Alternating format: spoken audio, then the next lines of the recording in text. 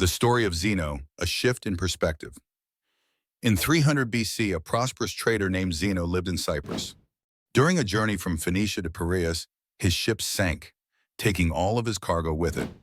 In an instant, the wealth he had worked so hard for was lost, all due to an event beyond his control.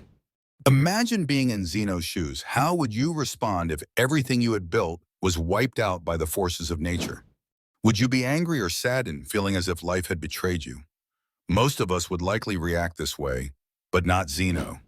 He became the father of Stoicism, the core of Stoicism, acceptance and control. Zeno's life took a turn with one shift in mindset.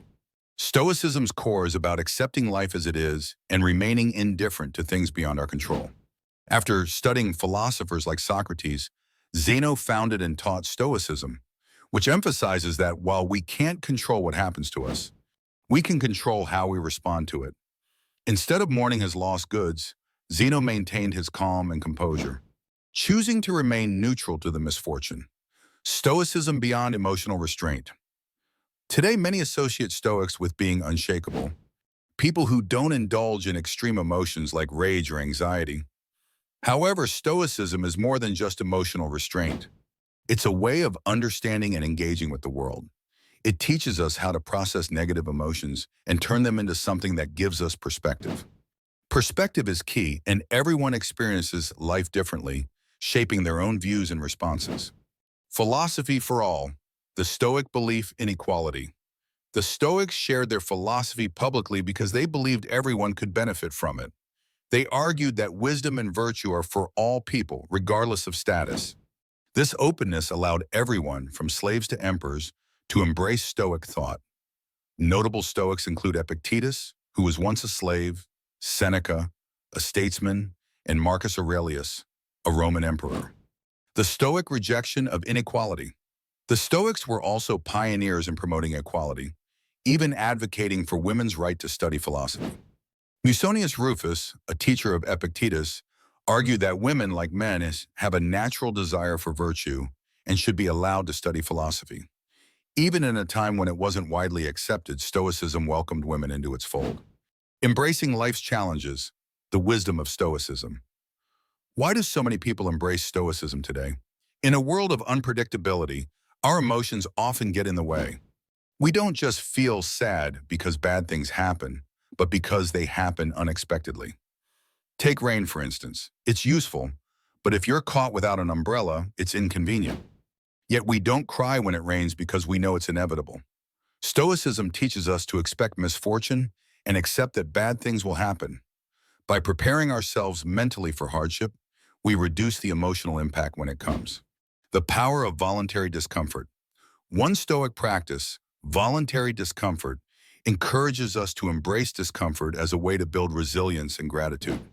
Whether it's sleeping on the floor or taking cold showers, these small challenges help us adjust our mindset, making us more adaptable to future difficulties. The trap of external expectations. In a world filled with consumerism and external pressures, Stoicism offers a counterpoint. It urges us to detach our happiness from material possessions and societal expectations.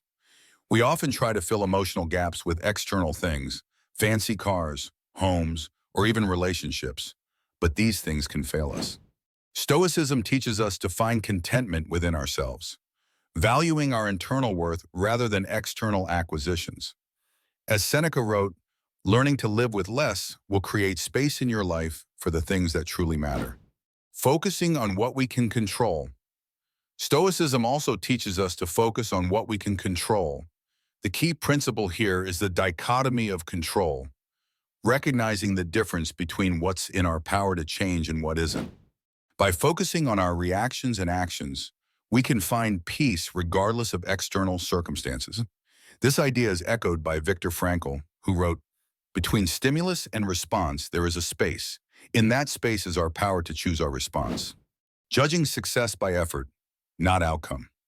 For Stoics, life isn't about chasing external success, but about doing our best in every situation. Whether it's creating YouTube videos or working a job, the effort we put in is what matters, not the outcome. When things don't go our way, we don't have to see it as failure. With the right perspective, we realize that setbacks are just detours, not dead ends. The four virtues of Stoicism: wisdom, courage, temperance, and justice. Stoicism also emphasizes the four virtues: wisdom, courage, temperance, and justice. Wisdom is the ability to differentiate between what we can control and what we cannot. Courage is about persistence and resistance. Temperance teaches moderation, while justice focuses on doing no harm and acting for the common good. Nelson Mandela, a Stoic in practice. Nelson Mandela's life provides a powerful example of Stoic principles in action. Despite being imprisoned for 27 years, Mandela read the works of Marcus Aurelius and embraced Stoic values.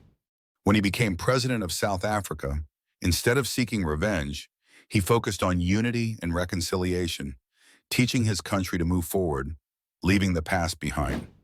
This approach mirrors the Stoic belief in focusing on what we can control and striving for a better future. Stoic influence in modern psychology.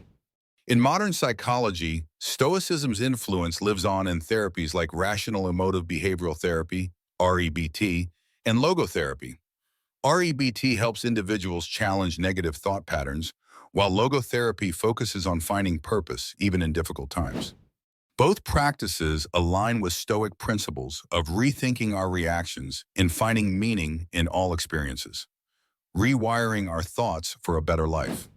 To live a fulfilling life, we must rewire our thinking, learning to place value on what we can control, our actions, thoughts, and responses. Stoicism teaches us to navigate life's storms with calmness, knowing that in the end, we can choose how we respond to whatever comes our way. Whether our ship sinks or we face hardship, we can find peace in knowing we lived a good life, no matter how long it lasted. Everything has an end, but how we choose to live is entirely up to us.